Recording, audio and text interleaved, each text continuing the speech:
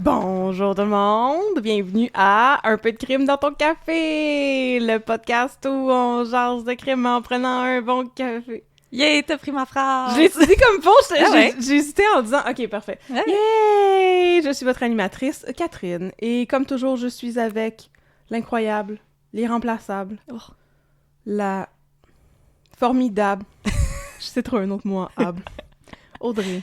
Bonjour! You are the one for me, formidable! Voilà.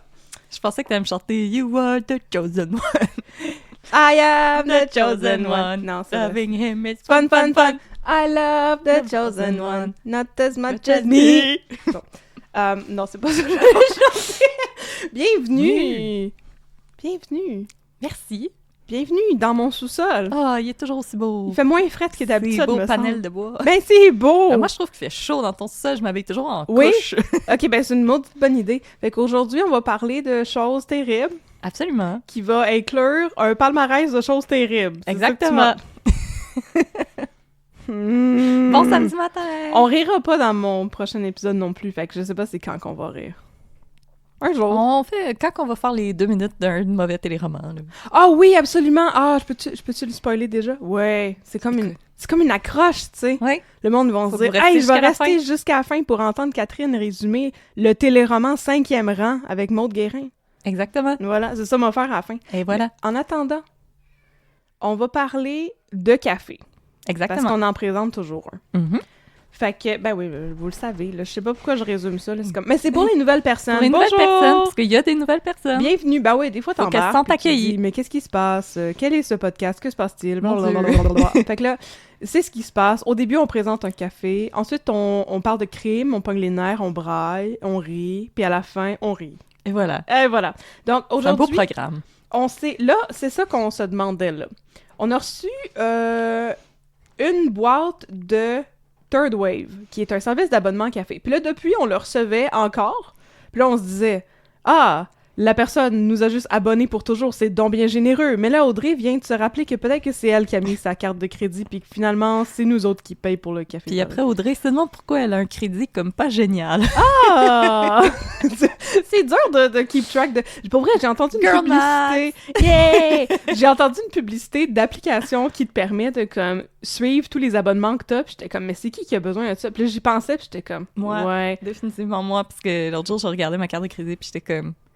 J'ai jamais regardé une saprée affaire sur Apple TV. Oui. Pourquoi je paye pour Apple TV?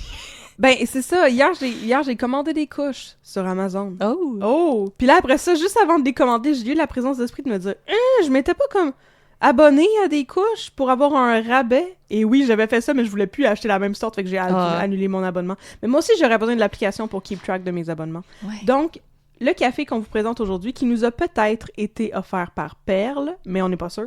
On Merci, t'aime pareil, Perle. Ben oui. Surtout quand on t'a rencontré dans la vraie vie, tu sais, c'est facile. On a été prendre un verre avec toi. Oui! Quand est-ce qu'on retourne prendre un verre avec toi? Ben là, tu sais, là, on peut mettre une face sur Une belle face. la boîte. J'allais dire de la voix, mais non, c'est pas juste ça. Une belle face. Donc, c'est le café Total Eclipse of the Heart. Non, juste Total Eclipse. Qui vient du torréfacteur Discovery. Discovery. Oh boy, j'ai été loin. Le Discovery Channel. Non! Je détestais tellement cette Moi chanson-là. aussi. Quand j'étais petite, ça me rendait mal à l'aise, puis je comprenais même pas de quoi ça parlait. Tu savais qu'il fallait pas que t'aimes cette chanson. Non, je savais que c'était quelque chose qui devait me rendre mal à l'aise. Voilà. tu sais. Donc, c'est le café Total Eclipse du torréfacteur Discovery. Ça a été torréfié à Victoria, Ouh. en British Columbia. C'est un café qui vient de... C'est une double origine Pérou-colombienne. Du Pérou et de la Colombie. Je sais pas si c'est comme ça qu'on joint ces mots-là ensemble. Ça vient de la région du Huila et de l'Amazone. Ouh.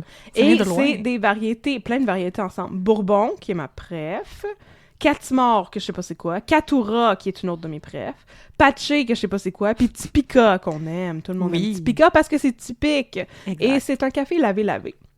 Savez-vous c'est un s'abonner? café... Oui. C'est qui chantait ça? Martine Sinclair. Encore? Eh oui. Martine Sinclair chante toutes les chansons. Donc, Grosse c'était un carrière. café qui avait des notes de chocolat noir, de pacane grillée et de caramel au beurre. Oh. Nous, on l'avait déjà moulu. Oui, Right? il arrivait C'est déjà ça. moulu. Il arrivait déjà moulu pour faire les espressos. Parce que t'as un enfant, puis je me dis comme, c'est pas facile ça. Ben non, mais écoute, tu comprends même pas, là. Là, notre moulin à café, il a pété. Puis là, Oh j'ai non! acheté un nouveau moulin à café. Puis là, je vais faire du placement de produits qu'on n'a même pas de commandite. J'ai acheté un moulin à café Chardor avec 35 différentes possibilités de mouture. 35? 35. What? Non, mais c'est incroyable. Puis au début, je me disais, c'est trop. Mais en même temps, c'est magnifique parce que, tu sais, il y a, mettons, 10 moutures différentes. 10, pour vrai, moutures possibles Ouais. pour faire ton espresso. Mais là, il y en a que c'est trop fin. Puis tu te dis, qu'est-ce que je ferais avec ça? Puis après ça, je pensais à ça. Puis je me disais, L'aéropresse?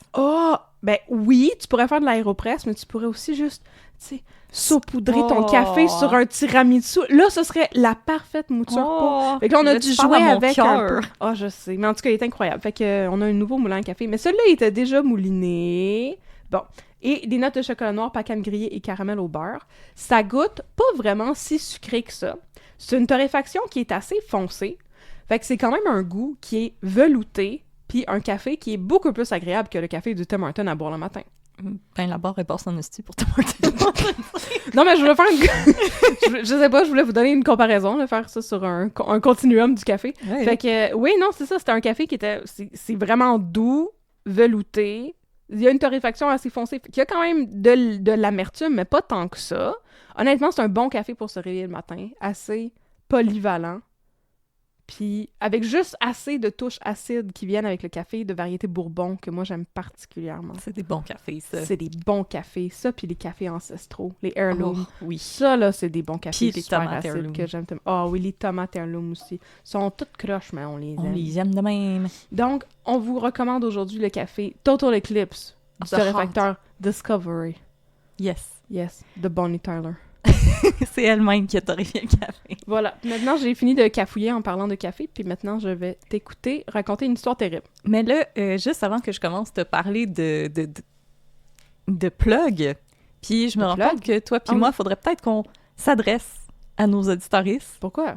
parce que j'ai oublié de te le dire en arrivant, parce que tu m'as pitché au sous-sol pour qu'on commence Ben immédiatement. là, on a eu comme 10 Un minutes changement de avant- plan. Oui, 10 minutes avant qu'Audrey arrive, mon chum m'a dit « Ah, en passant, il faut que je parte à telle heure, qui était 2 heures plus tôt que ce qu'on avait prévu. » Fait que, vu qu'on fait une grosse journée d'enregistrement aujourd'hui, c'était comme « Dépêche-toi, on n'aura pas le temps de luncher, là, on fait tous les épisodes back à back, puis après ça, on se reposera. » Voilà. Fait que c'était ça mon mood quand que Audrey est arrivée. Puis là, j'ai perdu ma bouteille d'eau. T'as Ah vois-tu? Non. Non. Je me rappelle l'avoir descendue. Ah non. Eh où? Ah non. Voilà, c'est ça qui est arrivé. Fait que c'est quoi la plug? Ben, c'est que vous l'avez peut-être remarqué. Je sais pas si rendu à cet épisode-là, il va en avoir, mais il va maintenant y avoir des pauses publicitaires dans les épisodes.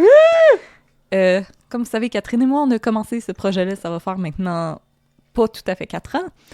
Et au début, on s'attendait à rien. On pensait qu'elle allait avoir comme 10 personnes qui allaient nous écouter et on allait être bien satisfaite avec ces chiffres-là. Mhm. Mais finalement, ça a grandi exponentiellement. On est super reconnaissante que vous soyez avec nous dans cette aventure-là. Par contre, nos vies à Catherine et moi ont beaucoup changé depuis qu'on a commencé. Puis on s'est rendu compte que si on voulait continuer de grandir et d'avoir les moyens de le faire, il fallait qu'on passe à une étape plus haute. Oh! Donc, maintenant, il va y avoir des pauses publicitaires dans les épisodes. Sachez que Catherine et moi, par contre, on ne fera pas des pubs pour tout et n'importe quoi. On a quand même un droit de regard là-dessus. Ouais. Puis, sachez qu'il est toujours possible de les avancer avec le petit piton 15 secondes. Oh oui, le petit piton 15 secondes, c'est pratique, ça! Et les abonnés Patreon, et là, je parle tous les abonnés Patreon, donc que vous payez juste le 3$ ou que vous vous gâtiez avec le 15$, vous allez avoir accès à nos épisodes sans les pauses publicitaires. Mhm. Donc voilà, ça serait une nouvelle accroche pour vous abonner. Sachez que Catherine et moi, on a toujours la même passion.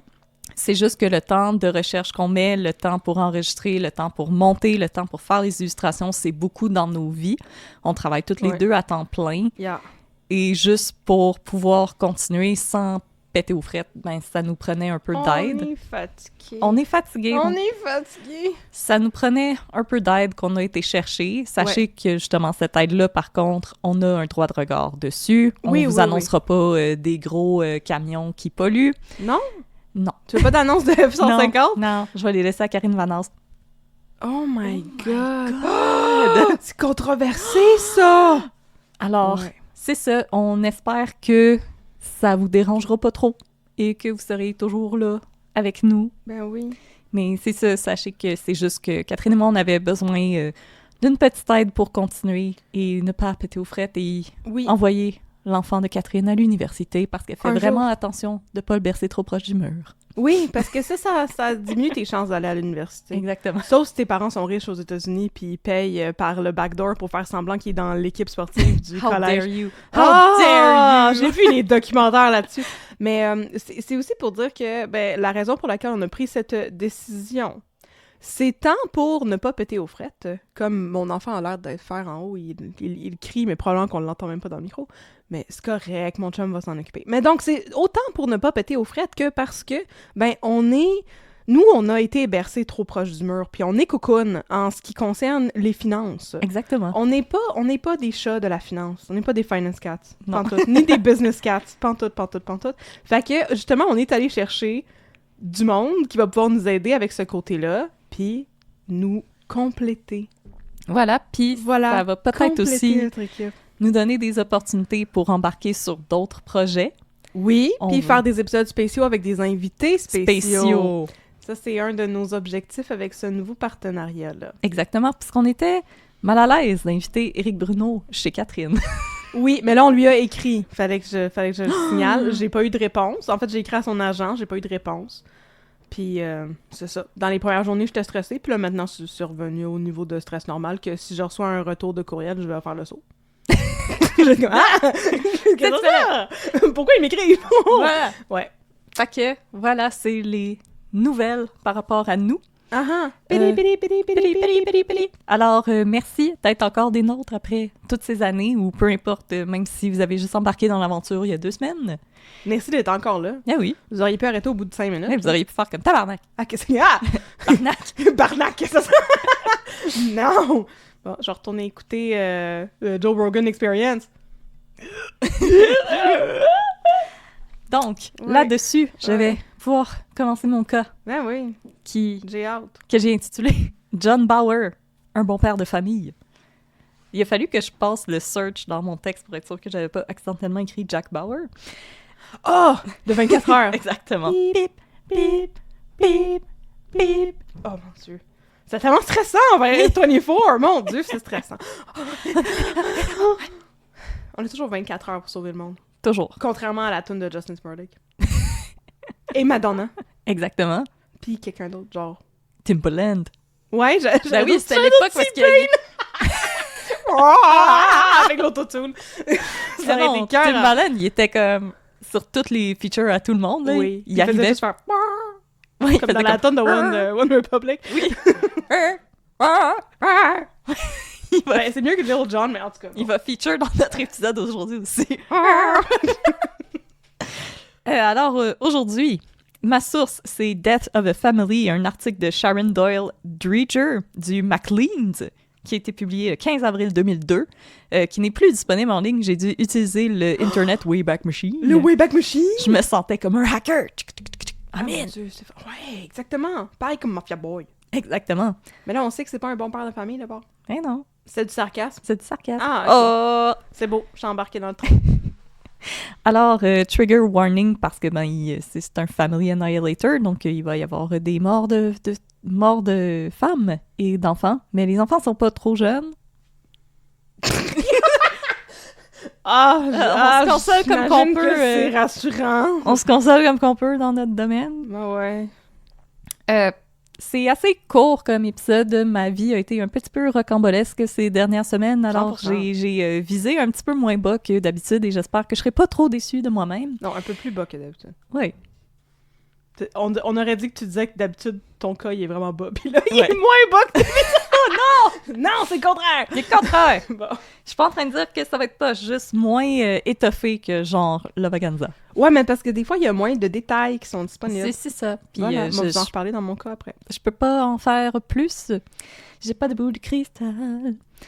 Alors, dans mon introduction, j'ai décidé de vous parler un peu, de vous faire une mise en contexte de c'est quoi un Family Annihilator, parce que c'est une sorte de criminel vraiment particulière. On en a eu pas beaucoup au Québec, là, mais là, je sais que vous pensez tous à la même personne.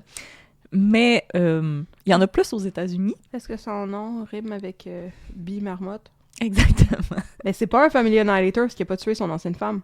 Non, mais quand même. C'est des infanticides. C'est des infanticides. C'est une autre catégorie. Ça, on en a eu plus, puis c'est terrible. Ouais. Alors, je vais commencer avec c'est quoi un Family Annihilator. Donc, Wow. dans un article mis en ligne sur Wired en 2013, on décrit les Family Annihilators comme étant des individus inconnus tant des services de santé mentale que des autorités judiciaires. Souvent, ils sont perçus comme étant des pères et maris aimants et ils occupent de bons emplois. Le professeur David Wilson de l'Université de Birmingham en Angleterre les divise en 4 catégories. Là, je m'excuse, je les ai comme pas traduits parce que j'arrivais pas vraiment à trouver des bons termes, des termes qui me plaisaient.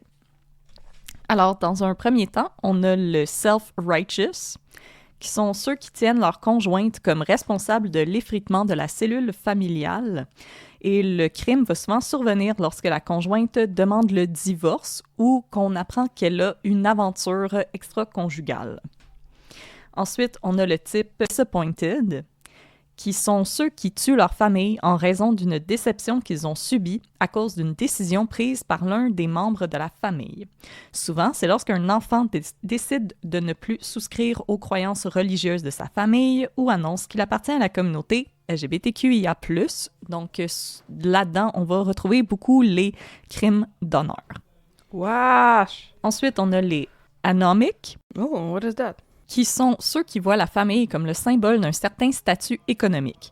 La tragédie survient lorsque le patriarche subit un revers sur le plan économique ou professionnel et craint de voir sa famille et son statut être dévalués. Et ensuite, on a le type paranoïde, qui sont ceux qui tuent leur famille en cherchant à la protéger. Par exemple, si la DPJ tente de placer les enfants dans des foyers d'accueil ou en raison de croyances religieuses ou autres.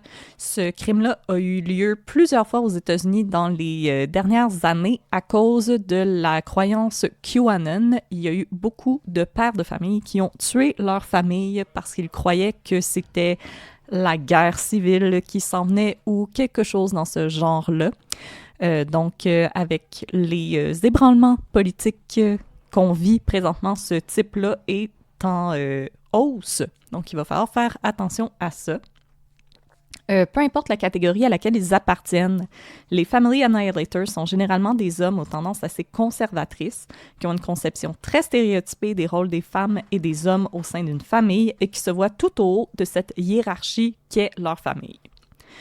L'une des manières par lesquelles ces Family Annihilators maintiennent le contrôle sur leur famille, c'est par l'argent. En étant souvent le seul pourvoyeur pour leur famille, ils se voient comme possédant un certain pouvoir, leur permettant d'exercer un contrôle sur sa conjointe et ses enfants. Et là, je vais passer au deuxième point que je tenais à aborder avec vous aujourd'hui, qui est l'abus économique, qui est une forme de violence conjugale dont on parle très peu. Pour l'abus économique, un abuseur va contrôler la vie de sa victime en réduisant l'accès de cette dernière à l'argent, de manière à ce que celle-ci en vienne à complètement dépendre de son abuseur pour des besoins aussi simples que se nourrir, se loger et se vêtir.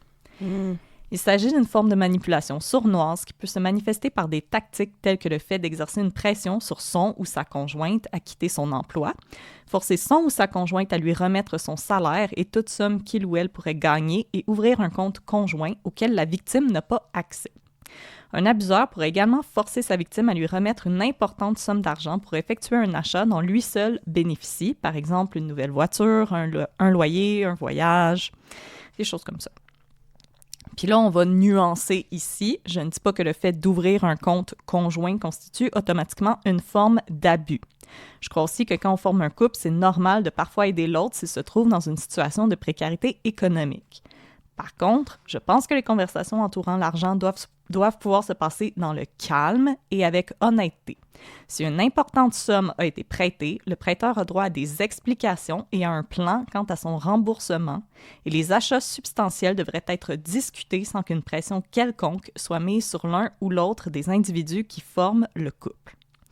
Aussi, si un conjoint est plus confortable que l'autre sur le plan économique, ce confort ne doit en aucun cas être utilisé pour manipuler ou rabaisser l'autre. Tout le monde doit avoir un droit de regard sur l'état des finances. Je le rappelle, cette tactique de manipulation constitue une forme de violence conjugale puisqu'on cherche à vous enfermer dans une situation en vous retirant les moyens pécuniaires de pouvoir vous en échapper. Si vous pensez être victime d'une forme d'abus financier ou de violence conjugale en général, n'hésitez jamais à faire appel aux ressources de sosviolenceconjugale.ca ou appeler au 1-800-363-9010. Oh! Alors, c'était mon introduction. C'est une belle intro! Voilà. Puis c'est terrible, Exactement. les types de Family Annihilator. Peuvent-ils manger beaucoup de marde? Oui. Ah, cool, Absolument. Parfait, je me demandais... Hey, je me retenais. Alors, Maudit de faire des Oh commentaires. Ouais. OK. Là-dessus, je vais pouvoir commencer mon cas, mais je vous invite à garder en tête ce que j'ai dit au début de cet épisode. Partie 1. Mhm. Une découverte tragique. Le 21 septembre 2001, André Bouchard, le chef de la section des crimes majeurs du SPCUM, maintenant le SPVM, Le Specum. le SPCUM, Mhm. est appelé à se rendre au 85 Alta Vista à Kirkland, où un incendie avait éclaté aux petites heures du matin. Oh non, pas Kirkland. Kirkland. Oh non. Après être venus à bout des flammes, les pompiers avaient découvert 6 corps répartis à travers le domicile, tous les 6 abattus d'une balle à la tête. Dans la cuisine, à côté des corps des 2 hommes, un pistolet de calibre 22 est découvert, ainsi que des bidons d'essence vides indiquant que l'incendie n'était pas accidentel. Selon le commandant André Bouchard, la scène avait toutes les apparences d'un meurtre collectif suivi d'un suicide. Les cadavres étaient ceux de la famille Bauer, le patriarche, John, 51 ans, sa conjointe Helen, 50 ans, et leurs 3 fils, Jonathan, 22 ans, Wesley, 19 ans, et Justin, 13 ans. Le 6e cadavre était celui de Lucio Beccerini, le partenaire d'affaires de John Bauer. Il avait 44 ans. Avait-il une aventure avec sa femme? On va y Je fais des revenir. suppositions. C'était la voisine et une amie proche de la famille Bauer qui a composé le 911 lorsqu'elle a vu un épais nuage de fumée noire se dégager du domicile des Bauer. Sur place, celle-ci se rend auprès du commandant Bouchard pour lui témoigner de son inquiétude pour Elmer Carroll, le père de Helen, qui venait souvent passer du temps avec la famille de sa fille, la fin de semaine. Celui-ci était âgé de 75 ans et vivait seul dans un appartement de Notre-Dame-de-Grâce. Oh non! À la demande de Doyle, Bouchard envoie une patrouille au domicile de Carroll. Là, une découverte macabre attendait encore les policiers. Elmer Carroll avait également été abattu d'une balle à la tête. Malgré l'absence de preuves, Bouchard soupçonne Bauer d'avoir abattu son beau-père avant d'assassiner sa famille, son partenaire d'affaires, d'incendier sa maison et de s'enlever la vie. Mais c'est quoi son petit problème? On va y revenir. Ah, ok, excuse-moi. Mais tu le sais, il faut que je pose la question. C'est ma question. Le carnage prend l'entourage des Bauer par surprise. Ben oui, je comprends. C'était un homme qui était toujours disponible pour aider les autres. John était un homme généreux. Malheureusement, il souffrait en silence et personne ne le comprenait. Je crois que la vie que nous menons ici sur le West Island met beaucoup de pression sur les individus, déclare Linda Allison, une voisine et autre proche de la famille, aux journalistes dans les jours ayant suivi la tragédie. La famille Bauer habitait une élégante maison de Kirkland, munie d'une piscine et d'un garage, dans une communauté aisée où la majorité du voisinage est composée d'hommes d'affaires et autres professionnels. Mhm. Au printemps, John et son fils Jonathan s'étaient rendus ensemble à Myrtle Beach pour jouer au golf. En juillet, Justin avait reçu un chiot pour son 13e anniversaire. Tout l'été, John et Helen avaient été encouragés de Justin pendant ses parties de baseball. Pourquoi un homme à la vie rangée et une belle famille unie en est-il venu à commettre un geste d'une telle cruauté? La réponse ne tarderait pas à arriver sous la forme de lettres envoyées au frère de John Bauer, Steve, à Burlington en Ontario, au frère de Helen à Montréal et son cousin à Hamilton. Partie 2. Un petit gars de Griffintown. John Bauer est né en 1950 à Griffintown, alors un quartier ouvrier de Montréal, majoritairement habité par des immigrants irlandais. Il était le 3e de 4 enfants. Son père était boucher et sa mère, une femme au foyer autoritaire. En 1965, les parents de John parviennent à amasser assez d'argent pour déménager leur petite famille dans le quartier Notre-Dame-de-Grâce, un coin décidément plus prospère de la ville. Oh! Adolescent, John fréquente l'école secondaire Saint-Thomas-Aquina, une école catholique anglophone située dans le quartier Saint-Henri qui existe toujours, toujours ouverte. Je la connais, cette école-là. Ouais, t'habitais dans ce coin-là. J'habite dans ce coin-là, c'est ça? C'est aussi à l'adolescence que John fait ses preuves comme athlète, particulièrement au baseball et au hockey. Un ancien collègue de classe, Sean Harty, confie au journaliste que John semblait aimer les sports parce que ceux-ci le mettaient dans des situations où il se sentait libre d'être dur et intransigeant avec ses camarades. Oh, wesh! Vers la fin de son adolescence, John était devenu un arbitre respecté au hockey des ligues mineures et s'était même éventuellement fait offrir un contrat avec la NHL. Des arbitres. J'ai écrit NFL probablement parce que mon chum est en train de regarder le Super Bowl. Mais c'est ça, j'allais dire, ça me fait penser au meme du chum de Taylor Swift qui engueule son coach, là. Ouais. C'est comme la permission d'être intransigeant est difficile avec ses camarades. Hey. OK. Hey, il va être bon le prochain album à Taylor Swift! Ça va être Bauer va cependant refuser le contrat, préférant la sécurité financière qu'une job d'enseignant au secondaire lui offre. Pardon? S'il y a des enseignants au secondaire qui nous écoutent présentement, j'aimerais vous entendre là-dessus. Pardon? Il préférait être enseignant au secondaire et d'être coach à NHL? Il me semble qu'être coach à NHL, tu gagnes comme 100 fois ton salaire. Tu peux travailler là 2 ans puis plus jamais travailler de ta vie, me semble. En tout cas, peut-être qu'à l'époque, les salaires étaient moins gros. Non, en tout cas. Écoute, s'il y a du monde qui travaille comme arbitre, les arbitres. on veut vous entendre. En tout cas, les arbitres au soccer, c'était bénévole. Les arbitres. Les arbitres. À l'université, John fait tourner les têtes grâce à son charme, son humour et son charisme naturel. Wesh. Selon Wendy Dineen, une enseignante montréalaise ayant été l'amie de John et Helen à l'université, John était le genre de personne qui saisit rapidement à qui il a affaire. Il se faisait des amis rapidement et savait toujours à qui s'adresser pour obtenir ce qu'il voulait. C'est en 1969, tandis qu'il fréquente l'université pour obtenir sa licence d'enseignant, que John fait la connaissance de Helen Carroll. Selon Dineen, Helen aurait poursuivi John sans relâche pour tenter de le séduire. Pour Helen, John était un véritable héros. Il avait de l'argent, il était un athlète et était sûr de lui. OK. J'ai pas trouvé c'est quelle université qu'il fréquentait. J'ai l'impression que c'est McGill. Parce que c'est des anglophones de Montréal. Voilà, c'est en 1969 en plus. Concordia, ça n'existait pas encore. Non, fait que ça doit être Ça doit être McGill. McGill. McGill College. Oh yeah!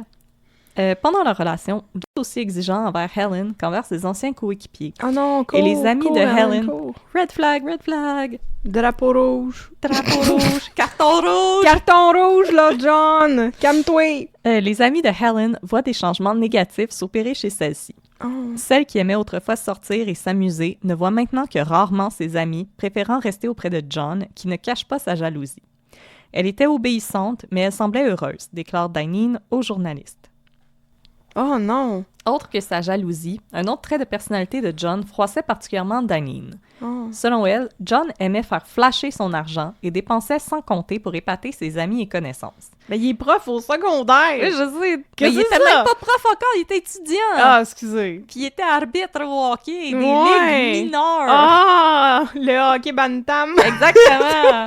Puis oui, Le Pee-Wee 2A! Non, je sais pas comment ça marche, c'est juste qu'il y a des lettres pis dans des des mots arénas des mots qui n'existent pas.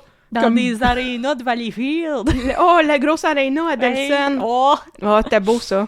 À ce jour, les amis de John ignorent d'où provenait cet argent puisque John ne travaillait alors qu'à temps partiel dans un magasin d'équipements de sport pour payer ses études universitaires. Oh, peut-être qu'il vendait son corps. Oh! Oh! Comme Antoine Pilon Dans complètement lycée, exactement! Mon corps! Oh non, c'est la seule solution! Ce qu'ils ignoraient, c'était que le patron de John était le propriétaire d'un cheval de course et qu'il envoyait régulièrement John à l'hippodrome placer Non. des paris pour lui. Non!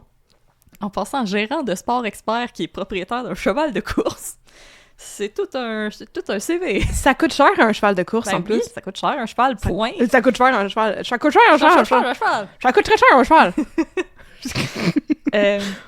Pour le remercier pour la commission, il donnait un pourcentage de ses gains à John. C'est tout Ben cela que voyons John donc. a fait la connaissance de certains personnages plus ou moins recommandables. Ah bon? Partie 3, la grosse vissale. Des chevaux? Oh, C'était... des chevaux qui fument. Celle-là, on l'appelle Brown Sugar. Oh. Elle a toujours une cigarette au bec. Oh là là! Oh là là! Ça, c'est Johnny! Il conduit une moto. Oh! Selon la sœur de John, celui-ci refusait catégoriquement de demander Helen en mariage avant qu'il n'ait amassé assez d'argent pour acheter une maison pour y emménager et fonder une famille. C'est pour ça que plus personne se marie. Oh! On n'a pas ça, nous. L'accès à la propriété. Non. Ah! Ah, je peux t'offrir un Big Mac. Ah! l'amour. Oui, je le veux, mon chéri! Finalement, c'est en juillet 1976 que John et Helen se marient à l'église catholique Sainte Monica dans le quartier Notre-Dame-de-Grâce. Wow! La même église où, 25 ans plus tard, leurs funérailles et celles de leurs 3 enfants seraient célébrées. Pas wow! Non. Oh, c'est bien glauque, ça. Pendant près d'une décennie, John est enseignant au secondaire. Cependant, au début des années 80, celui-ci déclare en avoir assez des politiques départementales. Yo! J'ai tellement pensé à toi! Voyons donc! Pas Et- facile, les politiques Yeah, c'est pas départementales. facile. Mais non. Et encouragé par son beau-père qui travaillait pour la brasserie Molson. Ben voyons Je donc! sais, j'étais comme, oh my god, oh my god, oh Mon my Dieu, god. est-ce que c'est ma vie? J'espère que non! Ben là, j'espère que non, moi aussi. Il se fait engager comme représentant chez O'Keefe. 2 ans Oh. plus tard, ayant acquis assez d'expérience, il se fait engager chez Molson avant de finalement atterrir chez Labatt en 1990 et il retournerait chez Molson parce que maintenant ils ont fusionné. L'espèce de... Non, ils ont pas fusionné. L'espèce de traître à sa patrie. C'est ça, j'allais dire, c'est les deux gros rivaux là, Oh. dans le monde de la bière au Mais Québec. c'est O'Keefe d'abord qui est chez Molson. Ouais, maintenant. O'Keefe est chez... Oh mon Dieu, mon chum serait pas fier. Je pense Oh. qu'O'Keefe est chez Labatt. Ok. Mais Molson puis Labatt, là, c'est les deux, Oh. les deux ennemis jurés. C'est les Beyoncé, les Taylor Swift. Pareil. Pareil. Christina Aguilera et Britney Spears. Miley Cyrus pis ses cheveux aux Grammys. Il y a du monde qui était comme « Wow, c'était tellement beau, un hommage à Tina Turner. » J'étais comme J'étais comme, Ok. on dirait qu'elle a 45 ans et qu'elle a divorcé 2 fois. « Ah oui, c'est ça! Puis elle est plus jeune que moi. » Puis elle s'en va faire du 7 carré dans un, un party de country, là. Puis qu'elle a genre toujours un paquet de smoke dans sa sacoche. Fraîchement ouvert. Ah ben ouais. L'ex-enseignant extroverti se sent comme un poisson dans l'eau ou dans la bière dans cette nouvelle carrière. Je comprends rien. Je comprends rien pour ça. Il voulait flasher. Ben non, mais oui, je sais qu'il voulait flasher, mais c'est parce qu'en plus, c'est ça, genre, je sais c'est quoi, je sais comment c'est payé d'être un prof au secondaire, puis mon chum travaille chez Molson, je sais combien c'est payé d'être représentant chez Molson, je comprends pas pantoute c'est quoi ça. Ce changement de carrière. Ben non, me Eh semble ben. que Ouais, mais tu sais, tu tu peux fais pas 4 fois le salaire quand tu vas travailler chez comme représentant. Fait que t'es vendeur chez Molson. Il était vendeur chez Molson. Ben c'est ça, je veux dire, tu fais pas 4 fois le salaire que tu ferais en tant mais que tu peux prof. Là. flasher de la marchandise. Ouais. Ok, peut-être. Parce que, régulièrement, Oui. John Bauer est appelé à se rendre dans des événements mondains afin de faire la promotion des produits Molson ou Labatt. Ensuite. Dès qu'une soirée est organisée, on fait appel à John afin de fournir des boissons ou des prix à remettre aux participants. Tiens, un beau frisbee Labatt. Hey, non, mais la quantité de swag, tu le sais, la quantité Ben de swag oui, il y en a Molson chez qu'on a nous. chez nous. Ben oui, il y en a chez nous! Ça n'a pas d'allure. On a des casquettes, On des est chandails, contaminés. des frisbees, des chaises de plage. Ben oui, j'ai un ballon de soccer des Heineken chez parasols. nous. Oui, ben il y a des ballons aussi, il y a des verres, on a tout là. Écoute. Écoute, Écoute. il y a même des sacs à dos. On a un sac à dos, Molson. Oh yeah! Oh yeah. En tant que mari et père, John Bauer est un homme assez conservateur qui cherchait sans cesse à projeter une certaine image, celle de l'homme qui a réussi professionnellement et économiquement. Il exerçait un contrôle total sur sa famille et Helen était son épouse docile qui restait à la maison s'occuper des enfants pendant que son mari gagnait un gros salaire pour qu'elle vive dans le luxe. Pauvre petite madame. Moi, c'est Ouais. de l'affirmation de leur amie qui était comme, elle était obéissante, mais heureuse. Puis je suis comme, oh wow, c'est deux mots qui, dans ma tête, vont pas ensemble. C'est comme la chanson de Nine Inch Nails, Happiness in Slavery. C'est pareil comme Pareil ça. comme ça. Mais comme c'est merveilleux d'être, ben, je veux dire, on n'est pas en train du tout de chier sur les femmes au foyer. Non, non, Parce que c'est comme... c'est votre choix. Ben oui, ben c'est votre choix, puis c'est une job en soi, là. Oui. D'élever des enfants, c'est comme... En tout cas, fait que ça, c'est pas mal difficile. Puis je comprends qu'elle voulait faire ça dans le luxe. Ça, c'est une autre affaire. Le luxe. Ben ouais, le luxe, ça te fait oublier que Ta vie est t'es plate. obéissante et peut-être pas si heureuse que ça. Ouais, puis ta vie est comme un peu plate. Ouais, c'est comme dans Les Voisins. C'est comme dans la pièce des voisins. Je l'ai jamais vu. C'est les gars de La Petite Vie là, qui ont écrit ça. Donc, Ouais, je ouais. sais toujours le nom. Serge Thériault, puis l'autre. Là. Claude Meunier. Claude Meunier, c'est ça! Puis là, il y a une madame qui est déprimée, puis là, son mari demande « Mais pourquoi t'es déprimée? Je t'ai acheté la belle balayeuse avec une corde de 20 pieds que tu voulais pour Noël, là. » C'est ça, tu sais, quand t'as pas vraiment de raison d'être malheureux, là. T'as du beau tapis en chac dans toutes les pièces de ta maison, là. Check ça, je t'ai acheté une laveuse sécheuse. Voilà! Regarde. Chargement frontal. Nouvelle machine à café. Bzzz. Chaque Noël, John s'assurait d'offrir un cadeau dispendieux à Helen Ah, et ben, justement. encourageait sa petite femme à l'exhiber à toute la famille. Des diamants, un manteau de fourrure, une voiture de l'année qui l'attendait dans la cour avec un immense chou sur le toit. Je savais même pas que ça se pouvait dans la vraie vie. Comme à The Price is Right. Combien vaut cette voiture? Ah! Rester à la maison et s'occuper de ma marmaille. Ah! Toutefois, selon des proches de Helen, les extravagances de John la mettaient souvent mal à l'aise et elle n'appréciait pas qu'il se serve d'elle comme un trophée pour exhiber sa richesse. Oh. Et ça devrait discuter avant le mariage. Exactement. Ben, c'est comme... Si c'est ça que tu veux que ton conjoint ou ta conjointe fasse, faudrait que ce soit Ouais. clair avant que vous vous embarquiez ensemble. Je là. voudrais que tu portes des t-shirts de Labatt pour que tout le monde sache où je travaille. Et voilà! Je pensais que les cadeaux luxueux, là, j'étais Ouais. comme là, ça va tomber dans de la lingerie, un gros dildo. J'étais comme, comment ça, il a montré ça à sa famille? Non. C'était pas des affaires non, pour elle, c'est c'était un des homme affaires pour conservateur. flasher. Oui, C'est c'est un homme ça. conservateur. Il achète pas des dildos, là. Non. Il connaît pas les joies de la prostate, là. Non, probablement pas. Il a pas encore eu son premier examen de prostate, il est pas Non. assez vieux, là, c'est Non. ça, voilà. Il va découvrir ça Il bientôt. a pas encore eu la révélation. Comme to Jesus. Oh! Ça dérape pas partout, ça, cette histoire-là. Ben là, gars, faut Écoute, hein. rendre ça plus léger parce que tout le monde meurt. Les trois fils de John n'étaient également pas en reste. Malgré son horaire chargé, il prenait le temps de s'asseoir avec eux pour faire les devoirs, était coach de leurs équipes sportives et parfois même arbitre. Pourquoi pas? Il gâtait aussi ses trois fils avec des consoles de jeux vidéo, une machine à pinball, des ordinateurs et de l'équipement sportif. He's a pinball wizard. There Yes, has sir. to be a trick. Okay. John était aussi un homme intransigeant qui n'exigeait pas moins que la perfection de la part de ses fils. C'est comme la troisième fois que tu utilises l'adjectif intransigeant. Oui, mais j'ai pour appris le ce nouveau mot! Mais tu sais, je sais pas, C'était le mot de la semaine. C'est le mot de la semaine. Et vu que ça fait 3 fois que ça revient en lien avec John, je commence à te croire. Il avait Oui, l'air hein. intransigeant. Il a l'air de quelqu'un qui aime pas les compromis dans la vie. hein. Tabarnouche, donc. John était coach pour une équipe de hockey mineur. Oh, ok. Jonathan était coach pour une équipe de hockey mineur et Ah. travaillait comme barman pour ramasser de l'argent pour emménager dans un appartement à Montréal. Et comme Gogo Boy au 2,81. Oh là Oh! Au grand désarroi de son père, Wesley avait abandonné le sport et s'était enrôlé au cégep Dawson dans un programme d'art Ah! et allait jouer de la guitare. Un cégep public!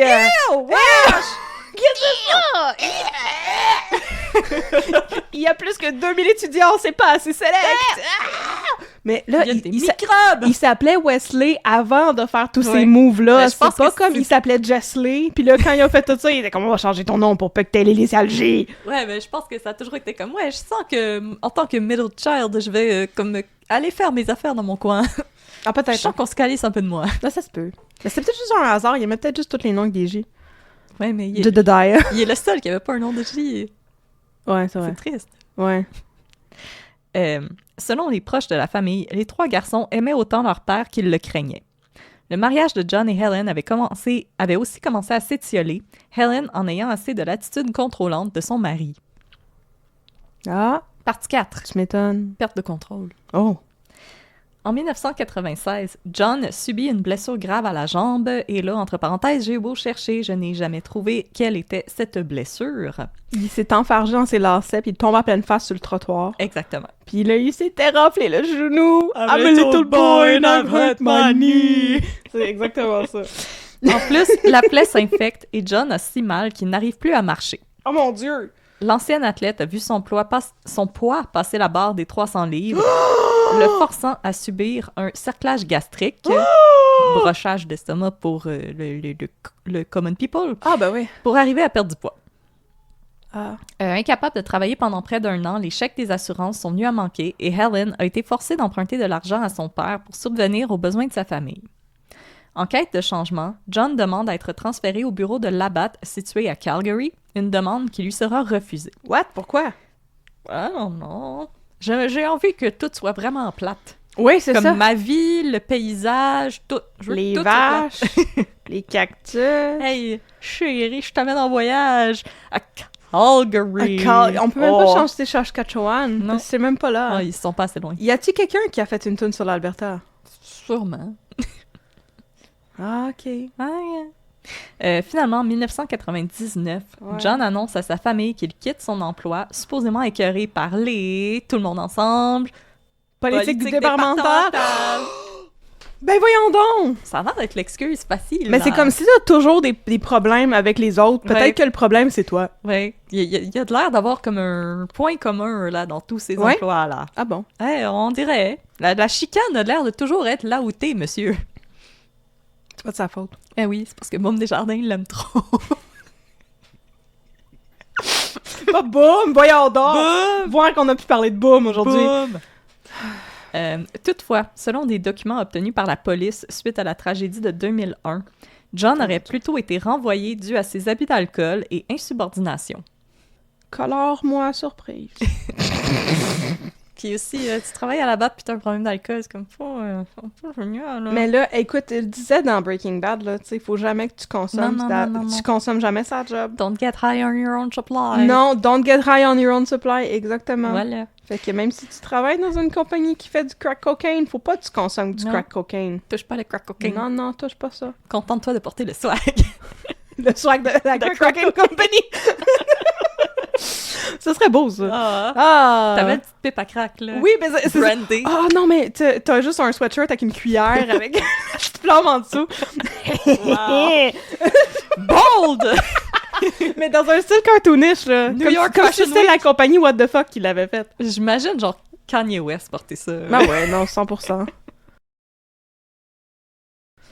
Il n'aurait vraisemblablement jamais avoué la véritable raison de son départ à quiconque, et encore une fois... Ah, ça, c'est commun avec ben des familles annihilées. Oui, comme dans le livre d'Emmanuel Carrère. Ben, c'est ça, j'allais dire. Ça, c'est l'histoire qui... Je trouve ça tellement fascinant. Pour tellement de raisons, cette histoire-là. Oui, je pense que j'étais choquée. C'est chose-truc de Lyonnaise. C'était ça, son nom? Ouais. Au monsieur? Ouais. How? C'était pendant très longtemps. Petite parenthèse. C'était un monsieur qui a tué toute sa famille en France dans les années 90. Ouais. Puis ça faisait genre 20 ans qu'il faisait croire à tout le monde qu'il était un médecin auprès d'Organisation mondiale de la santé. Ouais. Mais en fait, Il était il un big avait shot. jamais fini ses études universitaires. Puis tout ce qu'il faisait, c'est qu'il rentrait dans sa voiture puis il allait se stationner dans un stationnement, Oui. genre sur le bord de l'autoroute. Oui, à longueur de journée. Il mangeait son lunch, il faisait des mots croisés puis il retournait chez lui. Oui. C'était complètement fou. Puis à un moment donné, quand il s'est Mais fait comment- trop coincer à la gorge, Comment tu peux faire ça pendant 20 ans? C'est tellement plate. je comprends pas. Puis l'affaire, c'est que c'est ça que je me dis, là. C'est ça que je disais à mes étudiants cette semaine. Parce qu'on parlait de à quel point c'est des efforts de tricher dans un examen. Oui. C'est comme, tant qu'à mettre autant d'efforts, pourquoi tu fais pas juste faire ce que t'es censé faire? Fait que tant qu'à faire semblant d'avoir une job à tous les jours, pourquoi il est pas allé... Ça trouver une job. Oui! Tu sais, quitte à, je sais pas, être genre commis dans une pharmacie ou whatever, au moins il fait quelque chose, il est pas juste assis dans son char. Mais c'est parce que, tu sais, la pyramide de Maslow, comme le sens de l'accomplissement puis de l'épanouissement, c'est vraiment haut. Fait que je sais pas comment tu peux vivre 20 ans à rien faire. Comme, pour vrai, là, je suis partie de mon ancien job parce qu'il y avait pas assez de job puis c'était trop plate. Ben ouais. Comme, j'étais plus capable de faire ça, me lever à tous les jours puis juste attendre. Mais c'est ça, parce que le travail et la vie perdent leur sens. Mais là, je suis pas en train de dire que vous devez être des workaholics puis travailler tout le temps. Là, ça prend Non, une parce qu'il y a plein de saine façons balance. de s'accomplir dans la vie, c'est ça. Non, comme, tu sais, il y a plusieurs façons de s'accomplir. C'est juste que vraiment, ta vie, c'était juste te lever, aller dans ton char, faire des mots croisés puis retourner chez toi. Ça me dépasse. Peut-être que sa passion secrète était les Les mots croisés. Mais il aurait pu participer à des compétitions de Scrabble. Tant qu'à y être! Tant qu'à y être. Ou écrire des mots croisés. Il y a du monde que c'est leur job d'écrire des mots croisés. C'est quand même funky comme job, ça. Puis c'est des gens qui connaissent comme vraiment bien le vocabulaire puis tout ça. Là. Ben oui. En tout cas, ça me dépasse. Moi aussi! De Puis là, Ligonice. s'il y a- J'essaie de me rappeler son nom encore, mais je suis pas capable. En tout cas, puis là, on n'est pas en train de juger là- les gens qui sont en recherche d'emploi ou quoi que ce soit. Ben là. non, C'est des pas choses pantoute. qui arrivent, mais... Je sais que tous nos auditeuristes qui viennent genre de la France sont en train de crier après Ouais. leur... Ah! Vous êtes Parce en que train- c'est un Eux, gars qui est super ouais. connu, là. C'est un meurtrier de super high profile, là. En tout cas, fait que ça, tout le monde est comme... Non, Catherine, c'est pas comme ça qu'il se dit ça, non! Ah! OK. Selon Dredger, qui a C'est beau, je me écrit... calme. Selon Dredger, qui a écrit l'article sur lequel je me base, Oui. à ce moment, Bauer aurait perdu bien plus qu'un emploi, mais également une part importante de son identité. Grâce à son emploi chez la BAT et au bénéfice de celui-ci, John était vu par son entourage comme étant « the man ». Fini les soirées mondaines, les remises de trophées et la bière pour les barbecues entre voisins. Vraisemblablement, le départ de Bauer de la BAT est un élément déclencheur l'ayant mené à la tragédie de septembre 2001. L'autre tragédie de septembre 2001, pas celle à laquelle on pense automatiquement. Ouais, choisis tes mots différemment, Madame Dredger. J'écris l'autre. Suivant son départ de la BAT, John se trouve un emploi comme vendeur de balances électroniques. C'est cool, ça. Ah ben funky. C'est très niche comme marché. C'est très niche, mais je veux dire, why not? Tu sais, il y a des On en a besoin. Oui, mais il y a des affaires que tu te dis, comment ces compagnies-là, ils font de l'argent parce que t'en achètes une puis t'as gardes genre toute ta vie au C'est complet, ça. là, tu sais. Fait que, Obsolescence programmée, ah, des balances numériques! qui arrête de fonctionner. Non! Oh non! Il se fait également engager comme gérant chez Spurs, un défunt bar à thématique country situé Oui. sur la rue Saint-Jacques, dans une section un petit peu malfamée du quartier Notre-Dame-de-Grâce de Montréal. Je suis comme triste que ça existe plus, c'est vraiment funky fresh.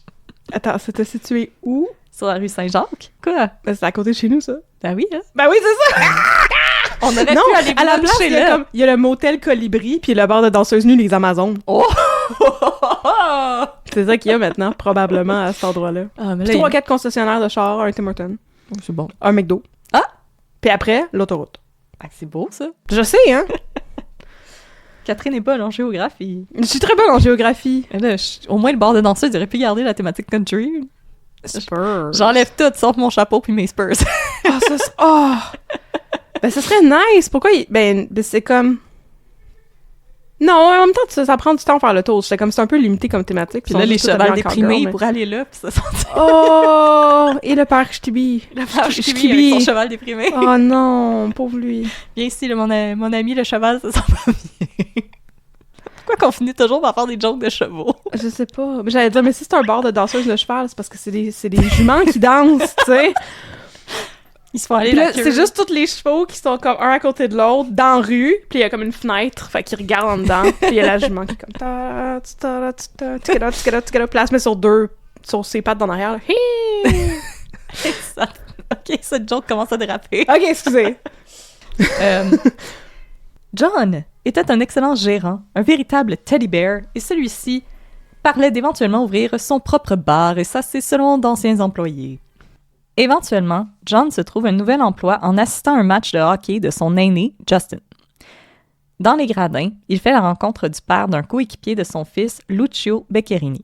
Oh non, le gars qui meurt. Oui. Catherine à l'écoute. Oui. Avec son associé, Alain Chaput, celui-ci était le co-directeur du groupe financier SPAR. Oui, je viens de me rendre compte que SPAR et Spur, on dirait la même affaire. C'est ça que j'allais dire. Fais-tu exprès? Spar. Spur. Compagnie qui semble toujours en opération à ce jour selon le profil LinkedIn de Chaput. Selon Steve, le frère de Bauer, Steve était le frère de John Bauer, Beccherini aurait été impressionné par l'expérience de Bauer au sein des brasseries O'Keeffe, Labatt et Molson. Selon Chaput, Beccherini aurait été pris de pitié pour Bauer et lui aurait offert du travail. Cependant, Bauer s'est révélé un excellent asset pour l'entreprise en raison des contacts qu'il s'était faits quand il travaillait pour les brasseries. SPAR était une société financière qui fournissait des crédits bail pour de l'équipement commercial. Catherine, pour répondre à ta question, dans le cadre d'un crédit bail, une entreprise met un bien d'équipement à la disposition d'une entreprise pour une période déterminée, moyennant les coûts d'une redevance périodique. En gros, on loue de l'équipement à des entreprises. Ça leur tentait pas d'appeler ça de la location d'équipement à la Non. place de crédit bail. Ok, excusez. Crédit bail. Bauer agissait à titre de vendeur pour SPAR. Il recherchait des entreprises qui avaient du mal à être financées par la banque et leur offrait à la place les services de SPAR. Rapidement, John commence à se vanter à son frère des grosses commissions qu'il touche à son emploi. En réalité, la situation financière de Bauer était de plus en plus précaire et celui-ci touchait un salaire de 80 000 $ par année. C'est pas si pire. Ben, ce qui était vraiment bon en 2001, il est tout seul Ben oui. en plus. C'est ça. C'est quand même... C'est beaucoup, 80 000 en 2001. L'inflation. Oui. Pour continuer à vivre son mode de vie d'avant, il allait devoir emprunter de l'argent. Son mode d'avis devant. Mode de vie devant. Il allait devoir emprunter de l'argent, beaucoup d'argent. OK. Partie 5. Emprunter à Paul pour payer Pierre. Ah, c'est bon, ça. Selon la police, au moment de sa mort, John Bauer avait cumulé une dette de près de 200 000 Ah! auprès de divers prêteurs, dont 2 hypothèques, plusieurs compagnies de cartes de crédit, des avances de salaire chez Spar et des prêts privés plus ou moins legit. Ah! Bauer devait de l'argent à tout le monde qu'il connaissait. Ah! Pendant leur enquête, les policiers ont découvert plusieurs reconnaissances de dettes, dont une pour un montant de 10 000 dû à un ami quelques jours après sa mort. Une autre reconnaissance de crédit démontrait qu'il avait emprunté 6 300 $ au père de Helen et qu'il avait supplié celui-ci de ne surtout rien révéler à sa femme. Hein? Bauer avait également cumulé plusieurs dettes de jeu et devait probablement encore plus d'argent à des gens du milieu interlope. Le fils aîné de John, Jonathan, avait également accumulé d'importantes dettes de jeu, toutes remboursées par son papa, qui devait ensuite emprunter encore ailleurs pour rembourser ses propres dettes. Je trouve ça niaiseux qu'il s'appelait John, son fils s'appelait Jonathan. Oui. Surtout dans John Wick, John, il s'appelle Jonathan. Ben, c'est ça. Il y en a comme un qui est comme le surnom de l'autre. Ouais, aussi, mais c'est comme si, toi, tu t'appelles Audrey, puis là, t'as une fille, puis tu l'appelles Audrey-Anne. C'est comme... Pas vrai. C'est un peu répétitif. Ouais, c'est comme si toi, t'avais un fils, puis tu l'appelais Catherine. Caterino. Caterino! Ouh! En juin, Bauer avait appliqué pour une deuxième hypothèque au coût de 80 000 $ auprès de Spar. Chaput explique cependant que la demande de Bauer lui avait été refusée puisque celui-ci n'avait pas de plan de remboursement. Ah, fait que tu peux pas juste demander à te faire prêter de l'argent sans Non. être capable de dire que tu vas le rembourser? Non. Ah, ben OK. Quel concept! Ah, ben c'est weird, ça. Selon Chaput, après que son offre ait été refusée par ses patrons, Bauer a cessé de se présenter au travail, se plaignant de maux de dos. Ben oui. Mets-toi donc plus dans le chenoute. Chaput et Beccarini ont tenté à plusieurs reprises de le contacter, n'arrivant qu'à parler avec son épouse, qui leur promettait toujours que John les rappellerait bientôt. Mm-hmm. Dans un rare moment d'honnêteté, John aurait fini par admettre à son frère Steve qu'il croulait sous les dettes et que la meilleure chose qui pouvait lui arriver à ce point serait de mourir afin que Helen et ses fils bénéficient de sa prime d'assurance vie pour rembourser le tout et subvenir à leurs besoins. Ben c'est cool, t'as pas besoin de faire du mal aux autres si Oui. tu penses de même, tu sais. Tu peux juste t'en aller, monsieur. Oui, c'est ça. Ça n'implique que toi. Voilà. Ah ben. Cette conversation aurait cependant allumé une ampoule dans l'esprit de Bauer et Ouais. celui-ci aurait mis en branle un plan pour engager un tueur à gages afin qu'il l'abatte à la sortie d'un bar qu'il fréquentait avec Beccarini. Ben voyons donc. Cependant, le tueur à gages s'est contenté de prendre l'argent de sa cible et de le rapporter à la police. Ce qui est comme- Good guy, ce qui tueur arrive à toujours. gage. Ben comme tant qu'à y être, effectivement. Ça où ils prennent l'argent puis Ils le font jamais. puis ils font juste comme engager quelqu'un d'autre. Oui, ou juste pas le faire. tu sais. Exactement. Qu'est-ce qu'il va faire? Qu'est-ce qu'elle va faire, la personne? Tu iras pas voir la police en disant comme oh my god, j'ai payé ce gars-là pour tuer quelqu'un puis il l'a pas fait. Ben, c'est ça que j'allais dire. C'est comme quand Conrad Labelle, il est allé voir la police parce qu'il s'était fait voler son stock de contrebande par quelqu'un, là. Mais tu pourrais peut-être faire une plainte à la protection du consommateur. Donnez-y un bad business review à ce Ouais. tueur à gage-là. Il est pas T'as fiable. dit 1 étoile sur Yelp. Cependant, le tueur à gages s'est contenté de prendre l'argent et de le rapporter à la police. Questionné par les agents, John nie tout et jure qu'il s'agit d'un malentendu, disant « Why would I want to kill myself? » J'ai accidentellement engagé un tueur à gages. Oups. Pour me tuer moi-même. C'était un drunk purchase, comme quand tu te commandes des cochonneries Oui. sur Amazon et tes sous. Exactement. C'est tellement facile. T'as juste à cliquer une coupe Ouais. de place. Puis Je voulais... C'était un air fryer que je voulais, pas un tueur à Oui, gages. pas un tueur à gage. Ah, mauvais clic. Ah.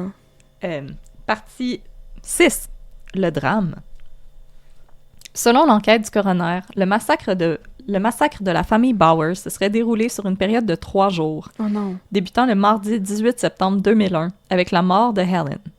John l'aurait abattu d'une balle à la tête, tandis que celle-ci était toujours endormie.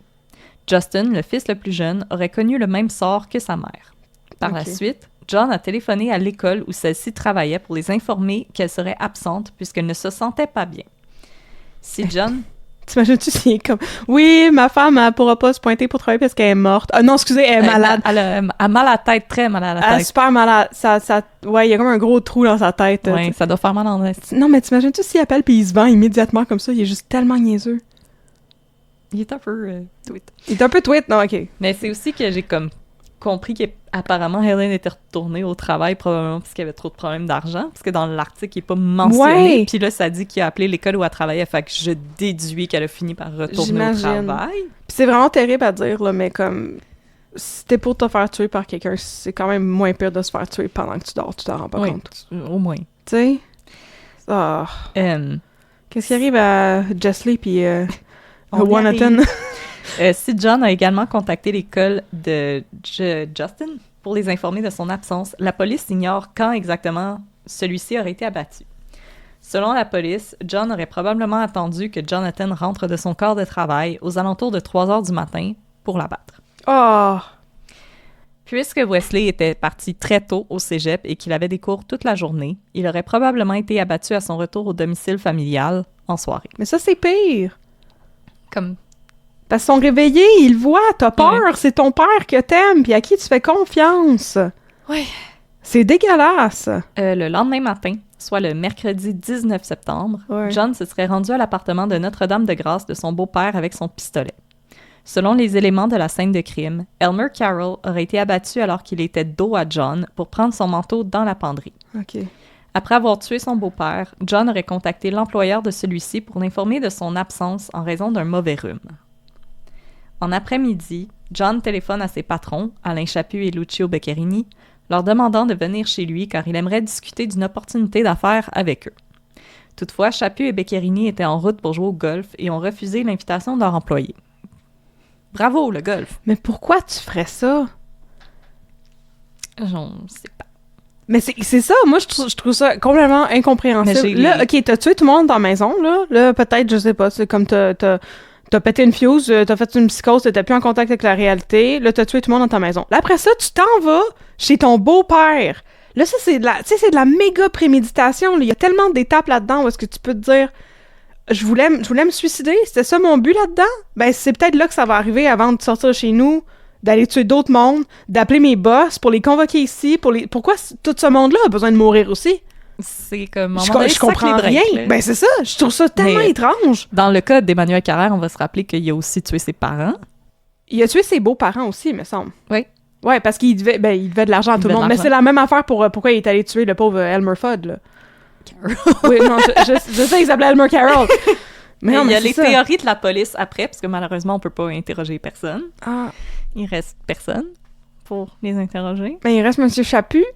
T'as pas parlé de lui tantôt. Oui, il est encore là. Je m'en rappellerai parce que j'aurais fait la joke de Chaput bonjour. Jeudi matin, le 20 septembre, Lucio Beccherini reçoit un appel sur son cellulaire tandis qu'il conduit son fils à l'école. Mm-hmm. Il s'agit de John qui l'invite à nouveau à venir chez lui pour discuter autour d'un déjeuner. Mm-hmm. Beccherini accepte et, après avoir déposé son fils, il se rend chez son employé qui l'abat dans la cuisine aux alentours de 8h30. Sacrement. Ensuite, John vide des bidons d'essence à travers les maisons, allume plusieurs foyers d'incendie et se suicide d'une balle à la tête. On ne saura jamais exactement ce qui est arrivé à Helen, Lucio, Justin, Jonathan et Wesley. Après les avoir abattus, John a bougé les corps de ses victimes et les dommages causés par le feu et l'eau ont détruit les preuves et les éléments qui permettraient de faire une reconstruction exacte de la scène. Les seuls éléments qui demeurent sont des analyses des pathologistes, des entrevues menées auprès des proches de la famille et les lettres que John avait méticuleusement postées avant de passer à l'acte. Partie 7. Une explication qui n'en est pas une. Ah, cool. OK, parfait. Je m'attendais à rien de moins de ta part. À toutes les fois, t'es comme, je vais te l'expliquer, c'est quoi son problème? Mais il n'y a jamais d'explication qui me satisfait là-dedans. Ben, là. Ça, au moins, je t'avertis. Tant que je t'avertis, tu seras pas satisfaite. Bon, OK, fuck off. C'est correct. Quand Steve Bauer débute la lecture de la lettre que lui a envoyée son frère John, il croit d'abord à une blague. Au moment où tu recevras ceci, nous serons tous partis. Quelques lignes plus tard, Steve comprend la gravité de ce qu'il tient entre ses mains. Dans la lettre, John décrit en détail le plan qu'il compte mettre en branle pour exterminer sa famille, mais aussi le père de Helen, à qui il devait de l'argent. Il rassure également son frère que les enfants n'auront pas souffert. Mais c'est pas vrai! Il y a 2 de ses fils qui a tué quand il revenait du travail puis de l'école. Ils ont dû avoir peur. Par la suite... À moins qu'ils les aient tirés en arrière de la tête puis qu'ils l'ont pas vu, mais... Au moins, Elmer Carroll, c'est comme ça qu'il est décédé. Là, ouais. Je trouve ça lâche aussi. Là. Mais c'est super lâche. Ben, ça, c'est extrêmement lâche. Ben oui, mais je trouve ça super incompréhensible aussi. Pourquoi tu mettrais le feu à ta maison après? Tu penses-tu vraiment, dans toute ta grande intelligence de grand monsieur, là, toi les arbitres, là, tu penses-tu vraiment que la police est pas capable de déterminer comment le monde sont morts si t'essaies de cacher ça avec un incendie que t'as parti toi-même avec de l'essence? Puis que la Qu'on police trouve est pas les capable bidons. de savoir que t'as parti toi-même l'incendie. Puis que tous les corps retrouvés, ils ont une balle dans la tête. C'est l'incendie qui leur a tiré dans la tête. Non, mais c'est parce que, je veux dire, on n'est pas en 1800 quelque puis on comprend pas comment ça fonctionne, le forensic, là. Non. On le sait, tout ça. On le sait que tu pourras pas faire un feu qui va brûler assez fort pour complètement tout détruire. Pourquoi tu mettrais le feu à ta maison après? Je sais pas. Honnêtement, je sais pas. Tabarnak. Voilà. Par la suite, il explique la Mm. raison derrière son geste. Ah ben ouais. Selon les mots de Bauer, celui-ci n'en pouvait plus de vivre avec la pression de son état financier et que Helen était également inquiète pour l'avenir de la famille. Il écrit que ses fils avaient assez souffert comme ça et qu'il était déçu par ses prospects qui s'annonçaient de moins en moins reluisants. Je pense pas que ses fils y souffraient, là, je veux dire. Ben c'est ça que j'allais dire. J'ai rien C'est- là-dedans qui m'indiquait ça, mais ok. Je veux dire, comme il jouait à des sports, il allait à l'école, il y avait des jobs. Il y avait des consoles de jeux vidéo, là. Puis je veux dire, je pense que c'est une leçon aussi de comme... Gâte peut-être, vis donc pas au-dessus de tes moyens. Ben non, mais 100%, puis je veux dire, c'est donc ben, je comprends tellement pas ça. Je pense que s'il leur avait posé la question à ces gars, ils auraient préféré vivre avec un petit peu moins de luxe plutôt que pas vivre en tout. C'est ça, C'est donc ben niaiseux comme explication. prends une plus petite maison, prends... Ah, Comme arrête d'acheter les consoles de l'année, ben ouais. les voyages de golf à Myrtle Beach, c'est peut-être pas nécessaire. Non, ils vont être heureux pareil, tes enfants, même s'ils ont pas de voyage à Myrtle Beach. Puis en plus, je veux dire, le plus vieux avait une job, là, il Ouais. était capable de se payer des choses. Ouais, En tout cas. c'est tabarnak. Toujours selon cette lettre, John Bauer aurait tué son beau-père parce que celui-ci n'aurait pas pu survivre sans eux. Ben non. Grâce à son acte, Ben là, il je veux dire- s'assurerait que tout le monde vivrait ensemble, heureux, au paradis. Ah, tabarnak. J'avais pas pensé à cet aspect-là. La lettre ne fait toutefois aucune mention d'un motif derrière l'assassinat de ses patrons. Selon les enquêteurs, il s'agirait probablement d'une décision de dernière minute, un acte de vengeance après que ceux-ci lui aient refusé sa demande pour financer une deuxième hypothèque. Ouais, mais c'est pas... Ça faisait 2 jours que sa famille était morte. Ça faisait 2 jours qu'il vivait dans la maison avec les cadavres de toute sa famille. Oui. Quand il a essayé pour la 2e fois d'appeler ses boss pour qu'ils viennent déjeuner chez eux. Je sais, ça fait C'est pas de sens. c'est pas une décision, tu sais, spur of the moment. Non, il a pas ça. réessayé, là. La première fois qu'il dit non, là, ton boss, tu peux... Tu sais, tu regardes ton checklist dégueulasse de meurtrier, là, puis là, t'es comme, tuer mes patrons, l'étape après, partir un feu, me tuer. Tu peux comme... On va passer à l'autre... Mais il l'a corrigé parce qu'il avait mis me tuer, partir un feu, puis il a fait « Ah non, non, non, je suis là, je suis là. Il se partira pas tout seul, le feu. Mais il vivait dans la maison avec les cadavres Je de sais. sa famille. Pendant plusieurs jours. Et moi, c'est le fait que, comme, C'est tellement dégueulasse. tu sais, il y avait 2 de ses fils qui étaient déjà partis en plus le matin, là. Oui, Puis qui sont revenus. oui. J'espère qu'ils ont pas vu, qu'ils ont pas vu leur mère puis leur frère plus jeune. Non, ben ça doit pas parce qu'ils devaient être dans leur chambre. Ils les ont tués pendant qu'ils dormaient. Ouais, ça dit qu'il a bougé les corps. OK, ben c'est ça. C'est ça, je me demandais aussi parce que j'étais comme, OK, puis là, tu sais, il est 3 heures du matin, t'as ton fils qui revient de... Mais c'est ça. Son autre fils était déjà parti au cégep? On le sait pas, c'est ça l'affaire. On sait pas c'est quoi le timeline. Le plus vieux, puis celui du milieu. Ouais. Celui du milieu était probablement déjà parti au cégep. Ouais, mais pourquoi tout le monde dormait encore? Pourquoi sa femme dormait encore? Le timeline est flou. C'est comme la Ouais. police qui pense que ça serait ça, le Ouais. timeline, mais comme... Mais tu sais, on le sait pas. les corps ont été endommagés, fait que j'imagine que le coroner n'a pas été capable d'établir une Mais non. heure de décès Non. précise. Mais c'est ça, je me pose la question. Puis peut-être son plus vieux, je sais qu'il y avait une copine, il dormait peut-être chez sa copine Ah. ce soir-là, puis après il a été travailler. Oh! T'imagines-tu s'il était arrivé à la maison avec sa blonde? Oh, elle serait morte, elle avec! Mais il revenait du travail quand même très tard, fait que Ouais, mais ok. très tôt le matin, fait que j'imagine que les chances étaient pas là, Ah, mais c'est épouvantable. c'est... Comme ça fait pas de sens, parce qu'en plus, justement, ça a duré plusieurs jours, là. Les Family Annihilators, souvent, c'est comme une Ouais, perte c'est de comme contact tu- avec la réalité, c'est ça, instantané. snap, là. Ouais, ouais. Puis là, ça a duré 3 jours. Que après, t'es comme, OK, maintenant, je vais aller tuer mon beau-père. Mais tu sais, c'est comme, t'imagines, pendant ces 3 jours-là, là, tu continues de vivre normalement, t'as tué toute ta famille, puis après ça, t'es comme, ah, il est Tu vas rendu aller te faire 11 un bol heures. de gruau? C'est ça, j'ai faim, m'aller me faire un bol de gruau, pis tout. Voyons, c'est donc bien surréaliste. C'est Je trouve ça épouvantable. comme ça me dépasse. Parce Ouais. que, me semble, les Family Annihilators, souvent, c'est genre... Ils se débarrassent de tout le monde, ils se débarrassent d'eux, puis c'est fini. Là. Ça Ou dure. ils se débarrassent de tout le monde, puis après ça, ils se sauvent. Ouais, ils vont se refaire une vie... Ouais, ils essayent d'aller se refaire une Puis vie. ils ou, essayent de faire croire que c'était des hippies qui sont venus chez eux, tuer leur Ah! famille. Jamais de la vie, c'est jamais arrivé, ça. Mais il y avait quelqu'un aussi, il y avait un autre cas aux États-Unis. Ben, je sais pas, moi, j'ai entendu plein de cas de Family Annihilator parce que... Mais il y en a beaucoup aux États-Unis. Il y en a beaucoup aux États-Unis, puis il y en a beaucoup qui sont racontés dans Let's Go to Court. C'est comme la spécialité d'une des 2 filles. Mais c'est ça, il y en avait un dude qui avait tué toute sa famille, ils avaient écrit ça en dessous du perron, là. Puis après ça, il avait juste disparu, puis il y avait comme une chasse à l'homme. Il était genre en Europe. Parce que c'était un Anglais, puis il vivait aux États-Unis, puis il était comme retourné dans sa famille, puis la police est allée... Ouais. Puis là, son excuse, qui était totalement dégueulasse, à moins que je mixe plusieurs cas ensemble, mais ça aussi, c'est arrivé avec l'affaire de Chris Watts aussi, qui a tué toute sa famille. Ouais. Là. Mais quand ils ont arrêté le gars en Angleterre, il était comme, non, c'est pas moi, c'est ma femme. Ma femme avait tué mes enfants quand je suis arrivée chez nous, c'était tellement épouvantable. J'ai été obligée de tuer ma femme, puis de cacher tout leur corps en dessous du perron, puis de me sauver. Chris Watts, C'est là, clairement pas ça qui est arrivé! c'est un cas C'est dégueulasse. que... Je sais pas s'il y a des gens qui nous écoutent qui ont déjà eu cette sensation-là quand t'es tellement fâché que t'as l'impression que ta peau te fait mal. Ouais. Quand j'ai entendu cette excuse-là, là, Ouh, c'est l'affaire la plus lâche, la plus elle dégueulasse. était enceinte! Elle était enceinte en plus. C'est impossible. Ben oui, puis elle est plus là pour se défendre parce que tu l'as tué. Ben oui, hein? How convenient! Espèce de trou de pète, en tout cas. Euh, Bon, fait que tout ça pour dire que son plan de Family Annihilator, là, il est whack. il était whack en tabarnouche. Puis c'est whack en général, Family Annihilated. Exactement. Je fais un verbe avec. En entrevue à la radio, Alain Chaput déclare qu'il sent qu'il l'a échappé belle. Ben là, oui. Absolument que j'ai eu de la chance, une maudite belle chance. Ça aurait pu être moi aussi, mais ce jour-là, je devais me rendre à Québec. Merci Québec! Alain Chaput, belle grâce à toi.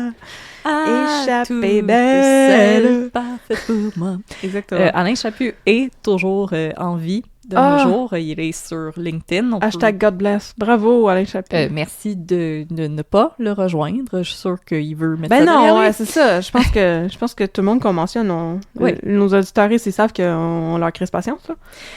Et là, j'arrive à ma conclusion. Ah! Point d'interrogation. Si la police considère qu'il s'agit d'une affaire classée, les proches de la famille Bauer, eux, n'en sont pas si sûrs.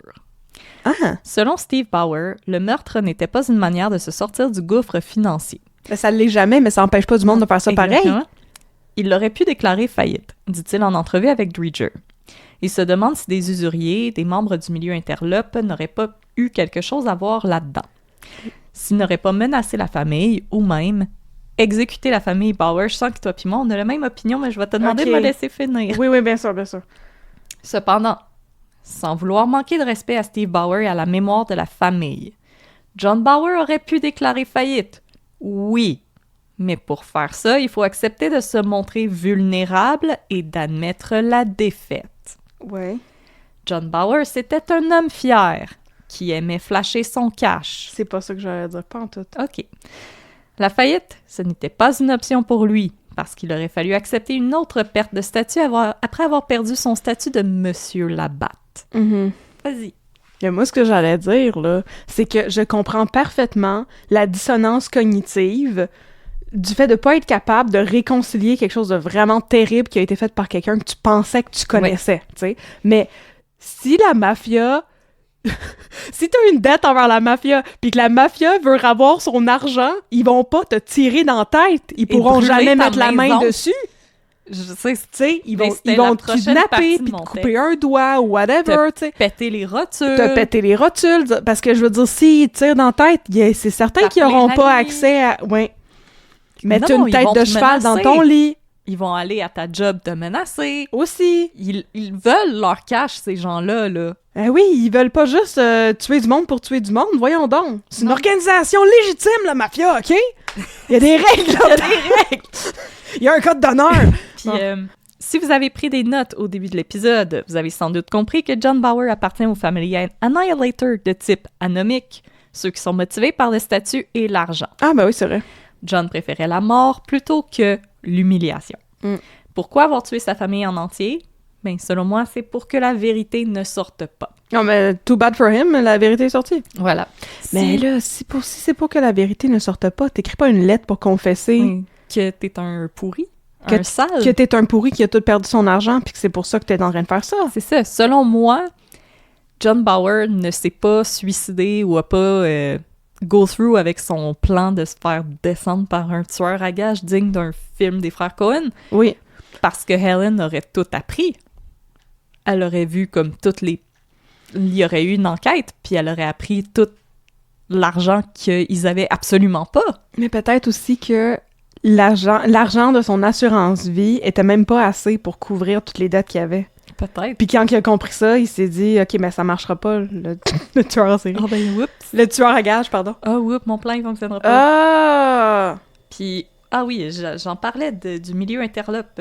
Est-ce ben, que c'est possible que la famille Bauer aurait pu être victime de menaces de gens appartenant au milieu interlope? Mhm. C'est possible? Oui. Mais ces gens veulent être remboursés. Mhm. Et la personne qui vous doit de l'argent, ben c'est pas exactement une bonne manière de se faire rembourser de la tuer.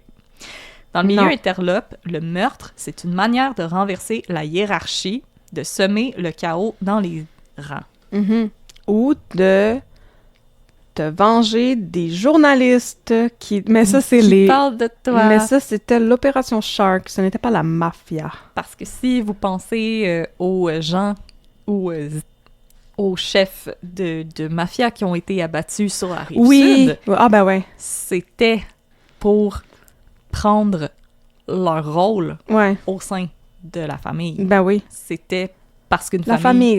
famille. La famille voulait prendre la place de l'autre famille. Uh-huh. C'est pour prendre leur place. C'è la cosa nostra. Parce que c'est leur affaire. C'est ça. Les meurtres dans le milieu interlope, c'est pour se débarrasser de quelqu'un de gênant. Ouais. Puis selon moi aussi, si Bauer avait Je sais pas emprunté... pour avoir de l'argent. Hein? Je sais pas pour avoir de l'argent. Non. Non. Puis si Bauer avait...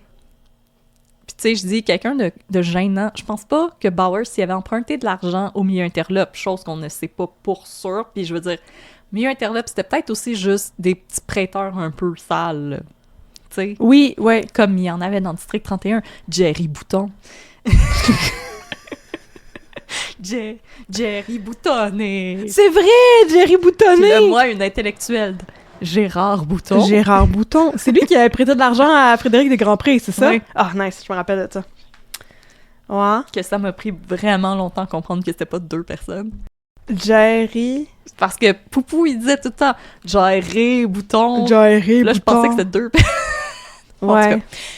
Fait que, même s'il faisait affaire avec des petits prêteurs un peu sales, ces gens-là, là, c'est comme... C'est la pointe de l'iceberg du milieu interlope. Là. Je pense pas qu'ils allaient comme voir des Hells pour leur prendre des valises de cash. Là. Non, Genre, je pense pas. il aurait pas pu aller à la police et dire « Ah, je sais des affaires sur la mafia. » Comme, Non, il aurait pas pu parce que... Mais la police fait pas ça, anyway. non. Tu sais, j'étais comme, il aurait pas pu aller voir la police puis dire « J'ai des infos pour la mafia, pouvez-vous rembourser mes dettes? » La police fait pas ça. Non. Fait que c'était mon cas de John Bauer. Ah ben, c'était fun! The Family Annihilator. Bravo! Merci. Il est bien tweet.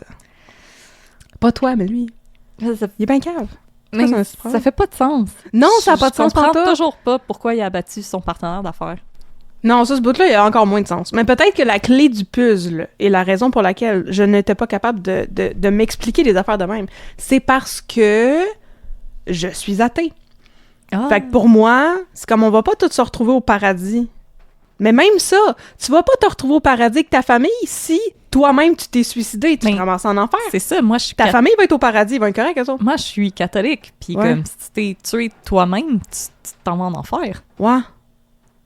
Ça fait même pas de sens d'un point de vue Non, hein? catholique. D'un point de vue religieux non plus, ça n'a pas de sens. Mais même sa manière d'agir, tout le long je lisais, puis comme fallait toujours que j'aille revérifier qu'il était bien de l'Église catholique, parce que comme je suis comme mais c'est un comportement de protestant ça. Tu veux dire qu'ils buvaient énormément? Non, C'est je ça? veux dire comme le grind set, puis comme de Oui, vouloir ouais. accumuler de l'argent à tout prix, puis je veux dire... Parce que c'est plus facile pour un chameau de passer par le chat d'une aiguille que pour un riche d'entrer au royaume des cieux. C'est pas la première fois que je Non. quote cette phrase de la Bible dans un de nos épisodes. Puis là, comme... L'avarice, c'est dangereux. Regardez ce que Le- ça a fait à Séraphin Poudrier. Puis là, mais je veux pas insulter les personnes protestantes qui nous écoutent, Qui sont riches. mais comme, c'est pas le mindset catholique d'agir comme ça, puis... Mais j'ai l'impression que Kirkland, c'est beaucoup notre version des Wasps. Ah ouais, pour vrai? Ah oui? Intéressant. Ben, je veux dire, le West Island, pour moi, dans ma tête, c'est des Wasps. Ah ouais. White, Ça se peut. American... Anglo-saxon protestant. Merci. Je me mélange tout le temps. C'est les blancs anglo-saxons protestants. Exactement, dans ma tête, c'est ça, mais vous pouvez dire Audrey Tabernac qui étudie des niaiseries. Fait qu'en français, ça se dit BASP. Base. Ah ouais, ça c'est les BASP On est des du BASP. West Island. On dirait du monde dans Astérix. Oh non, les BASP s'en viennent! Ce serait quoi la fin de leur nom, tu sais, comme tous les Astérix, Obélix, tout ça, il y avait toujours une fin. Oh, Les Bretons, c'était comme, faut payer la taxe. Joli thorax. Je suis trop une fan d'Astérix, je pense que j'avais jamais fait de blague de ça. IN. Ah Rintintin, oui! Rintintin! Ah, c'est bon. Tarte au tatin. Patate au gratin. On tient quelque chose. Oh non, c'est les BASP! Oh, merveilleux. Bon, ben merci beaucoup. De rien. Écoute, donne-moi rien. Je te fais mon sourire de... Ah, merci à toi. Et merci à nos auditeuristes d'avoir été des nôtres aujourd'hui pour un énième épisode d'Un peu de crime dans ton café. Yes. Merci beaucoup. 89. Si vous êtes nouveau ou nouvelle et que vous savez pas c'est qui qu'on est, vous pouvez aller découvrir c'est qui qu'on est. On est sur Facebook, @un peu de crime, et sur Instagram, @un peu de crime dans ton café. On a aussi une boutique Etsy et on a une merveilleuse communauté sur Patreon. On en a parlé au début de l'épisode. Mais donc, si vous voulez nous offrir un petit peu de soutien pécunier, vous pouvez le faire sur Patreon. Non. Audrey Mimet de soutenir ses seins. Non, non, non, non, non, non, non. C'est pas du Non, c'est soutien pas. de brassière. Non, C'est pas du un soutien-gorge, OnlyFans. c'est du soutien pécunier. Non, c'est pas un OnlyFans. Mais donc, on a une belle communauté sur Patreon. On offre divers tiers d'abonnements qui ont divers contreparties, comme des épisodes bonus. On vous offre 2 épisodes bonus maintenant par saison. On Et en qu'on fait est chacun fine. un. On est tellement fine. Puis, on vous offre aussi Les épisodes pas d'annonce. des épisodes pas d'annonce, puis des fois des merveilleuses vidéos où est-ce qu'on unbox des affaires. Ou qu'on met des affaires pas bonnes dans notre face. Ah oui, ça aussi, ça arrive quand on se fait offrir du café particulièrement particulier. Exactement. Et là, on va Oui. remercier nos nouveaux Patreons. Ah ah! Alors, merci beaucoup, Alexandra Bourret-Dionne. Merci, Caroline Lahaye. Il me semble qu'on t'a déjà remercié, mais on te remercie On encore. te remercie une autre fois. Bah ouais. Merci, Caroline Bertrand. Merci, Laurence. Merci, Isabelle Bourque. Merci, Pierre-Luc Paquin. Merci, Sabrina. Merci, Ariane Bernard.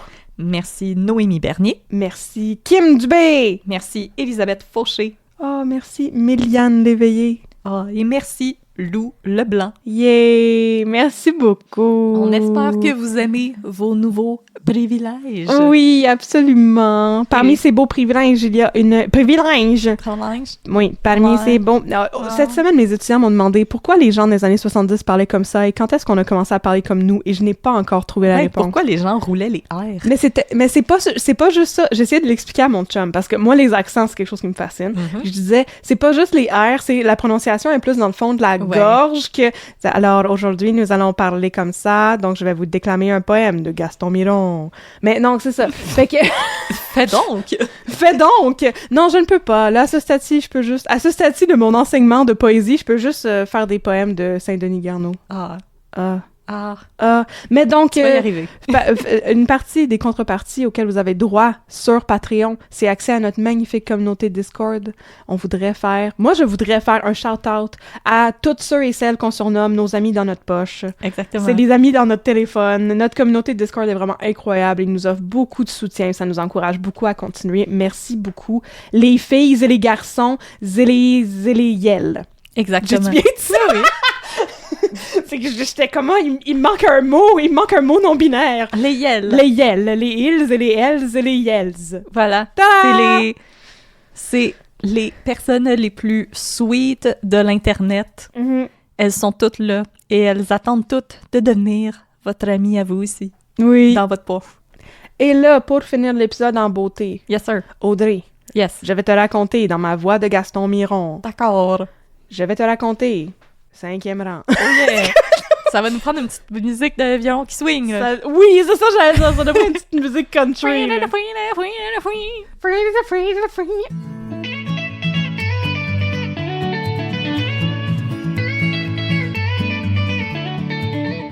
Fait que là, on se demandait, on savait pas trop quoi raconter dans les 2 minutes de stats. Fait qu'on s'est dit à la place que j'allais vous raconter un autre téléroman que j'ai regardé dans le Fever Dream, qui était les premiers mois de mon congé de maternité, où est-ce que, tu sais, faut que tu te lèves aux 3 heures, puis là, tu te lèves la nuit pour allaiter, puis t'as 2 heures dans le même trou, puis faut pas que tu t'endormes avec ton bébé dans les bras, fait que là, tu regardes la TV. Fait que je regardais le 5e rang. Fait que je vais te résumer plusieurs éléments pour mettre en place ce qui se passe dans ce petit village dont j'ai oublié le nom, mais qui s'appelait genre Saint-Valois. Ouais, un affaire de même. D'accord. Moi, Ça, je avec t'écoute en bougeant des bouts de foin. OK. Fait que c'est l'histoire de la ferme Goulet et Filles. Ça, je m'en rappelle. Oh! C'est les 5 sœurs Goulet qui s'appellent toutes Marie quelque chose, qui run une ferme qui fait des produits bio. Ça sonne pas comme une secte, j'aime ça. C'est pas une secte pantoute, c'est une Ok, ferme, Je te ok, crois. runnée par la... C'est comme... Comment on dirait, genre, la matriarche des sœurs, là? C'est comme la Ta sœur aînée. La sœur aînée, ben, je trouve... La sœur en chef. La sœur en chef! La sœur en chef, c'est Maude Guérin! Yes, OK? sir. Bon, C'est toi, Maud Guérin. c'est moi, Maude Guérin! Je me rappelle même pas comment elle s'appelle. Elle s'appelle... Il y a une Marie-Christine, une Marie-Louise, puis une Marie-Paul... Casper. Puis, en tout cas, il y en a 2 autres. Mais donc, ils sont comme 5-6, là, puis ils sont tous des Marie quelque chose. Puis là, ils runnent une ferme ensemble. Marie Quatre-Poches. Puis là, Marie Quatre-Poches, tiens, Maude Guérin. Marie Quatre-Poches runnait la ferme, surtout avec son mari. Son mari qui jouait le père à siffleur dans les pays d'en haut. Je sais, c'est bon, hein, c'est mes références. Et là, Les tout à coup, Français sont perdus. le père à siffleur dans les pays d'en haut, il disparaît. Puis là, Marie Quatre-Poches se dit, mais c'est normal, il part toujours sur des benders, puis là, il s'en va dans des parties, d'aller chasser dans le bois avec son meilleur ami, François Papineau, qui habite à côté, puis qui run la ferme à côté, là. Bon, c'est son ami de toujours, il part tout le temps, tu sais, dans un trailer pour aller comme boire de la bouse. Se Des donner fois, des ils font becs. venir des filles, puis tout. Puis, tu sais, Maude Guérin, elle est pas vraiment en super bon terme avec son mari. On voit que c'est comme quelqu'un qui est un peu troublé. Il y a probablement eu de l'adultère dans le passé, mais comme elle supporte tout ça parce qu'elle l'aime vraiment beaucoup, puis bon. Puis là, ben, il est absent, puis il est absent, puis il est absent. Puis à un moment donné, ils sont comme, hey, peut-être qu'il a disparu. Peut-être qu'il est pas juste parti Il est où, volontairement se cacher dans... Non, mais tu sais, il a fait le tour, là, des trailers, puis des caravanes, puis des caches de bois. Et puis où tout, mon tu sais. mari? Yo, mon mari, avez-vous vu le père à siffleur?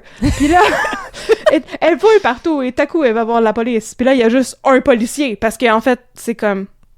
C'est la police locale. Oui. Fait que, Il y a 10 personnes à gérer. ouais, fait qu'il y a la police locale, puis sa sympathique secrétaire qui s'appelle Gladys. Puis Gladys, c'est comme la wannabe police qui a comme pas fait l'école de police, mais qui est une police plus compétente que le vrai policier. Tu sais, Classique. c'est classique, personnage. Fait que là, il commence à enquêter, où c'est qu'il peut bien être, le monsieur, blablabla. Puis là, un soir, OK. la fille a Marie Quatre-Poches. OK. Puis Marie son Deux neveu, qui s'appelle Simon Pigeon. Fait que la fille et Simon Pigeon s'en vont se promener dehors, puis là, la fille est toute inquiète. Puis comment on va aller fumer un joint pour se déstresser de l'absence de mon père, quand tout à coup, ils sont sur le bord du pit à corons, là. Le pit à purée?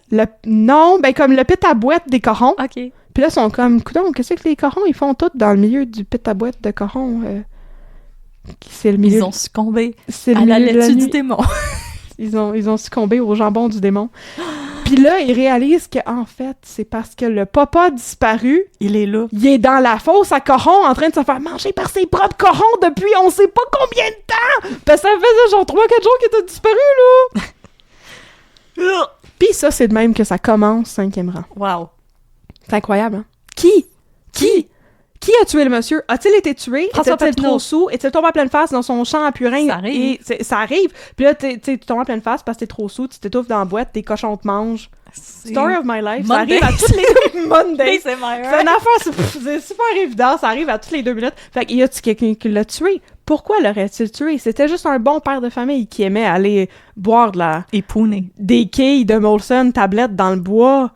Comme tout bon père en de famille. tirant des chevreuils quand c'est pas la saison de la chasse. Ça. C'est juste...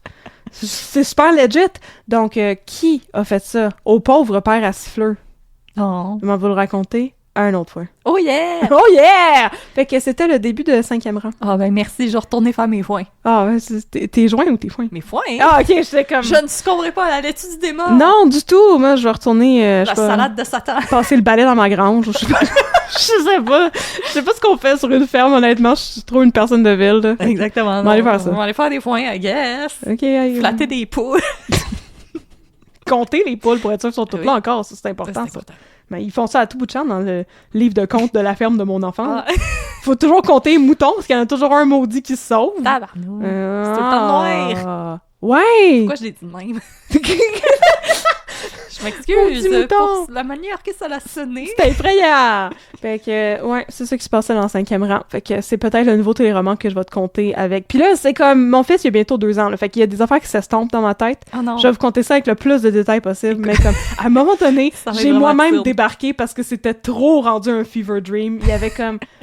Spoiler, il y avait genre la mafia De la dans le ferme. petit village. La mafia de l'agriculture dans le petit village. Écoute, c'était rendu C'est pas comme... la mafia, c'est le mafouin. Hey, how dare you? Demain. C'est sérieux, ça. C'est sérieux, la mafouin, ok, on rit pas. Bon, fait que... au lieu de dire stats, cette fois-ci, on peut dire « Yeehaw, partner! » Yeah!